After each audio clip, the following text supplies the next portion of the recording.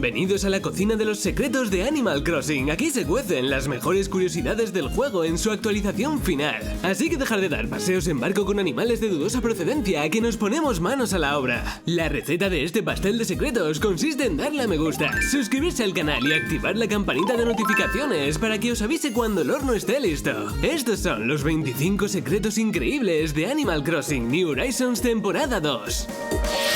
El capitán es un ser extraño. Ha estado desde el comienzo de la saga Animal Crossing, ya sea como conductor de coche, de autobús o de barca. Este tío tiene carnet de todos los vehículos que existen.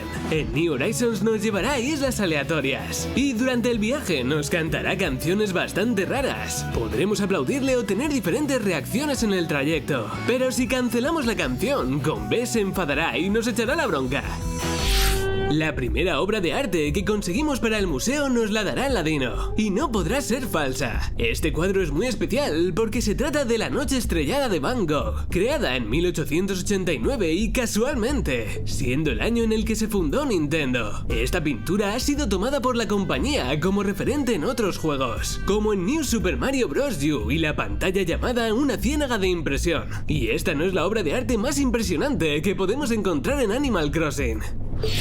A la entrada de la cafetería de Fígaro podemos encontrar 3 cuadros colgados con unas fotos muy especiales. En la primera de ellas podemos ver la cafetería de Animal Crossing Wild World para Nintendo DS, con Totakeke dando su concierto de los sábados. La segunda muestra la buena amistad de Fígaro con Sócrates, que llevan compartiendo espacio de trabajo décadas. Por último, tenemos la cafetería que podíamos construir de forma independiente en Animal Crossing New Leaf. El papel de pared circuito integrado guarda un secreto muy especial. Cuando lo ponemos puede parecer un circuito impreso común, pero en realidad se trata del circuito integrado de un cartucho de juego de Nintendo Switch. Cuando abrimos una caja sorpresa tulipán, podemos encontrar dentro una princesa. Hasta aquí todo normal, pero si entramos en el apartado de personalización, podemos crear versiones alternativas de este juguete. 2 de ellas hacen referencia a las princesas de Nintendo, Peach y Daisy, conocidas en el universo de Super Mario, con unos atuendos de los mismos colores que llevan las protagonistas de la saga. Rafa se encarga de hacer los trámites de gestión cada vez que vamos al aeropuerto de Dodo Airlines, la aerolínea de Animal Crossing New Horizons, pero es Rodri quien nos lleva por las diferentes islas del juego. Si se desbloquean algunas opciones de desarrollador, podemos atravesar la barrera de acceso al aeropuerto y veremos que detrás está Rodri escondido con una conversación que no se puede leer de forma normal en el juego. Se trata de un diálogo reciclado de otros vecinos, así que no dirá nada especial. Existen 2 muebles que hacen referencia a unas leyendas populares japonesas. El primero de ellos es el bambú, que al tocarlo saldrá un bebé flotando de su interior. Es una referencia al cuento de la princesa Kaguya, donde una niña nace de un tallo de bambú y termina por convertirse en una preciosa mujer. Hay también aliens y emperadores de por medio, pero os dejamos que leáis vosotros la historia. El segundo mueble será un melocotón gigante, que al tocarlo saldrá un bebé regordete. Este mueble hace un guiño a la leyenda de Momotaro, un joven que nace de un melocotón y que parte en busca de un tesoro a la isla de los demonios.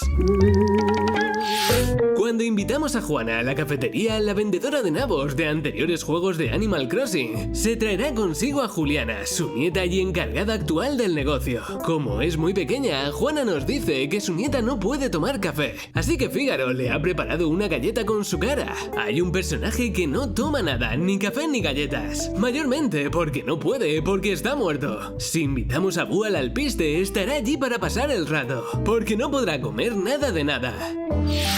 Si vamos con un amigo a por café y uno de ellos no puede pagar la cuenta porque no tiene suficientes vallas, en lugar de tomar café, Fígaro le servirá un vasito de agua, que es muy sano y muy barato.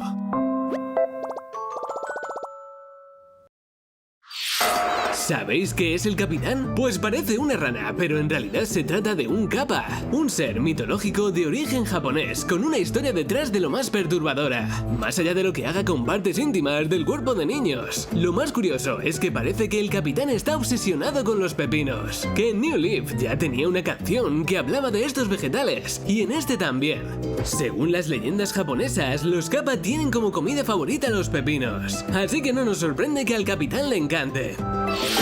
Una de las cosas más curiosas que nos puede pasar en las islas aleatorias del capitán es encontrarnos piedras especiales. Normalmente podemos golpearlas para que nos den minerales, si tenemos suerte dinero. Y si somos extraordinariamente afortunados, podremos encontrar una piedra de estrellas, que nos dará trozos de estrella de diferentes constelaciones. Esto solo ocurre en la isla de las estrellas, donde siempre es de noche y hay lluvia de estrellas. Y para los más observadores, el sonido que se escucha al obtener objetos de las piedras es el mismo que suena en Super Mario al conseguir una vida.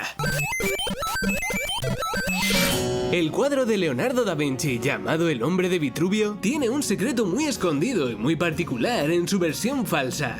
Más allá de que tiene una mancha de café, lo que indicaría que su anterior propietario era Fígaro, en su parte trasera tiene pegada una pequeña llave. No hay ninguna explicación oficial de qué hace esta cosa en el modelo del objeto, aunque es probable que se trate de un guiño a la película El Código Da Vinci, donde Robert Langdon tiene que resolver una serie de enigmas relacionados con el polímata. En la versión original del cuadro, la llave será sustituida por un certificado de autenticidad.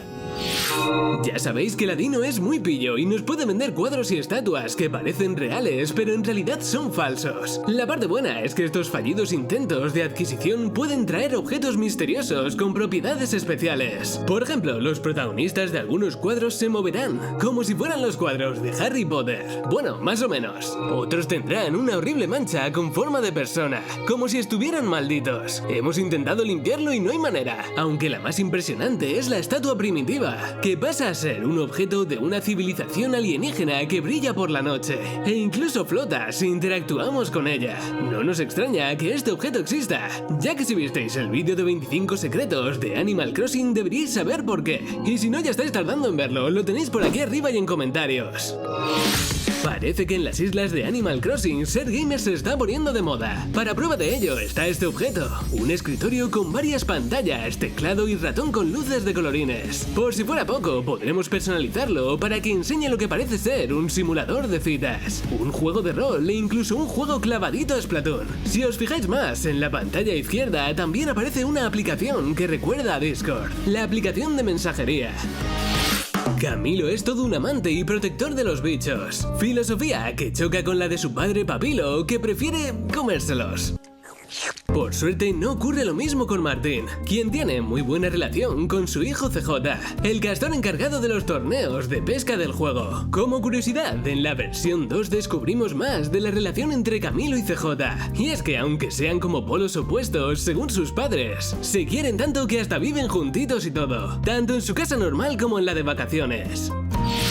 Durante la CEDEC 2020, Nintendo desveló datos curiosos del desarrollo de Animal Crossing New Horizons. Esta vez los desarrolladores prestaron muchísima atención a los detalles. Aquí podéis ver el esquema de desarrollo de un ventilador, donde se muestra cada parte del objeto. También utilizaron diferentes objetos para tenerlos como referencia para crear otros. Los elegidos fueron una taza, una muñeca, un banco, un faro y una piscina. Las huellitas también tuvieron protagonismo en esta conferencia, sobre todo a la hora de dejar rastro andando por la arena. También se decidió simplificar la silueta de los vecinos para que fueran más fáciles de reconocer, o estas imágenes de stock tan curiosas en las que se basaron para desarrollar las distintas personalidades del juego. Lo más destacable de todo se encuentra en los bocetos, que nos permiten ver cómo se rediseñaron algunos personajes como Arándano y Fibrilio. ¿Alguna vez os habéis imaginado cómo lucirían Tom Nook, Canela o Minina si fuesen Looney Tunes? Pues bueno, aquí tenéis la respuesta.